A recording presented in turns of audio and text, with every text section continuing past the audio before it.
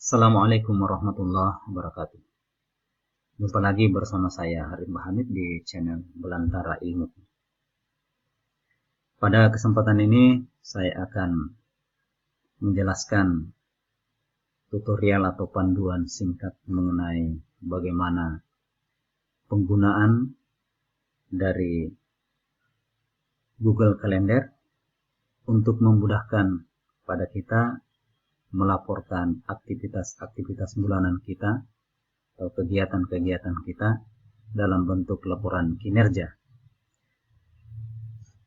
Yang pertama tentu kita masuk di salah satu web browser, misalkan pada Google Chrome, klik dan masuk pada layar Google, dan di sini sudah akan nampak email yang aktif. Email yang aktif ini menentukan kita membuat kalender aktivitas kita pada akun yang mana. Jadi kita bisa memilih akun mana yang kita jadikan sebagai dasar pembuatan kalender. Setelah itu, kalau kita sudah pastikan, misalkan saya di sini menggunakan rimbahamid@gmail.com, maka kita kemudian klik Google Apps yang 9 titik ini,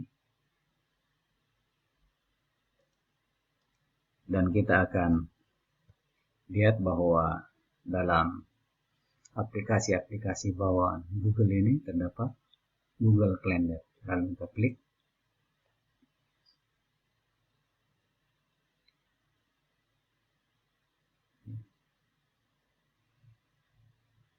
Setelah tampil seperti ini sesuai dengan bulan yang sedang berjalan. Jadi kita bisa tampilkan dalam bentuk bulanan, dan klik ini, harian, kemudian mingguan, tahunan, atau jadwal dan seterusnya. Tetapi karena kita ingin membuat aktivitas berkaitan dengan laporan kinerja bulanan, maka kita menggunakan bulan. Mari kita lihat bagaimana cara memasukkan aktivitas. Aktivitas kita tentu ada dua, yaitu aktivitas yang sedang berjalan atau yang telah berjalan sebelum hari ini, dan kemudian aktivitas yang akan datang setelah hari ini. Nah, saya contohkan, misalkan di sini saya sudah menginput satu kegiatan pada tanggal 2 Juni, dan ini bisa dilihat dengan cara mengklik 2 kali. Ya, sini ada workshop kiat-kiat dosen agar naik pangkat, jabatan akademik, dan seterusnya. Kemudian di sini ada penjelasan siapa pelaksananya dan seterusnya, waktunya. Kemudian kita simpan jika ada perubahan. Bagaimana cara menginput sebuah kegiatan? Saya contohkan, misalkan kita sudah melakukan aktivitas menguji mahasiswa, anggaplah ujian skripsi. Ini diklik 2 kali. Kemudian di sini dituliskan misalkan ujian skripsi mahasiswa.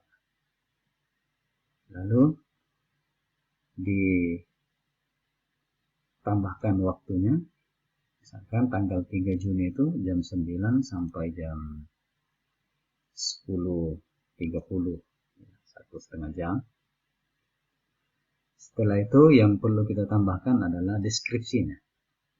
Misalkan tim pengujinya siapa, 1, 2, dan seterusnya. Ya, sertakan informasi tambahan. Setelah itu kemudian kita simpan. Berarti di sini sudah ada jadwal kita yang kemudian pada saatnya nanti jika diinginkan laporan bulanan dengan mudah kita akan melihat secara keseluruhan dari aktivitas kita selama sebulan. Ya, demikian pula dengan aktivitas yang akan datang. Misalkan saya contohkan di sini karena ini tanggal 12, berarti anggaplah tanggal 17 ada kegiatan yang akan dilakukan. Misalkan uji kompetensi asesor. Ya, tambahkan waktunya. Jadi tanggal 17 Juni, misalkan tanggal jam 10.00 sampai anggaplah jam 12. Kemudian setelah itu kemudian ditambahkan deskripsi, misalkan dilaksanakan oleh Ban SM provinsi. Kemudian simpan. Jadi informasi standar agar kita tidak melupakan aktivitas kita selama sebulan. Di sini juga saya sudah contohkan. Misalkan kalau saya klik ini ada webinar akan dilaksanakan pada tanggal 25 Juni. Dan nanti ini kita bisa menambahkan notifikasi. Misalkan 10 menit sebelumnya atau 1 hari sebelumnya, itu terserah kita. Ya. Nah, setelah semua aktivitas ini kita isi sesuai dengan rencana-rencana kegiatan kita selama sebulan, ini kemudian pada bulan berikutnya jika ingin merekap aktivitas ini, maka bisa kita mengambil linknya dengan cara klik masuk di setelan ini atau settingnya. Kemudian di sini disiapkan banyak alternatif fitur yang bisa menjadi bahan dasar untuk memperoleh informasi dari kalender kita. Misalkan di sini saya contohkan, jadi setelan untuk kalender saya klik Rimba Hamid karena tadi saya menggunakan akun Rimba Hamid. Di bagian sini ada scroll ke bawah. Di sini ada beberapa link yang bisa kita gunakan. Ya. Yang pertama adalah ada URL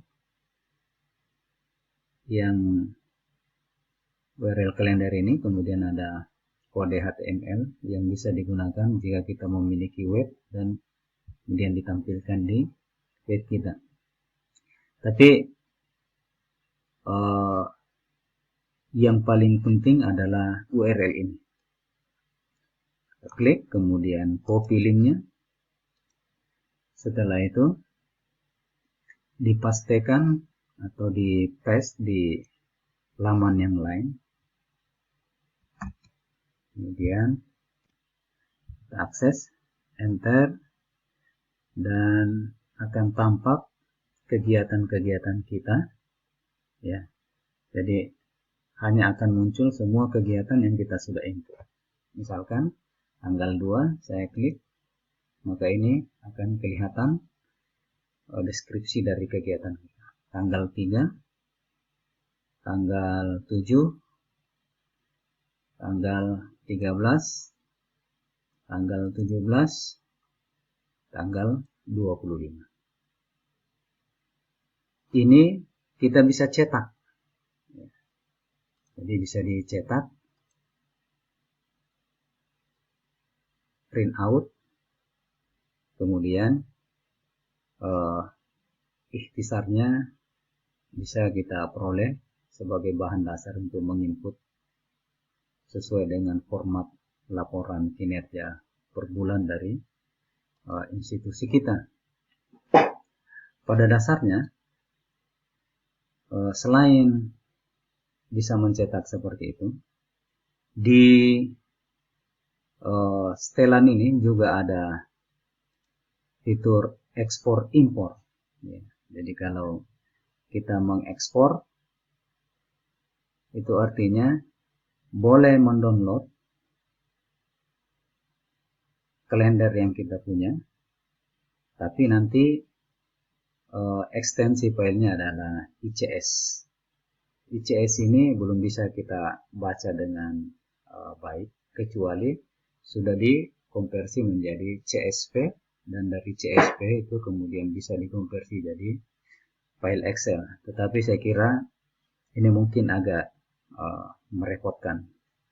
Paling tidak, tutorial ini bisa memberikan panduan singkat bagaimana seseorang beraktivitas secara terorganisir dengan menginput data-data aktivitasnya pada setiap hari tertentu sesuai dengan jadwal yang ada.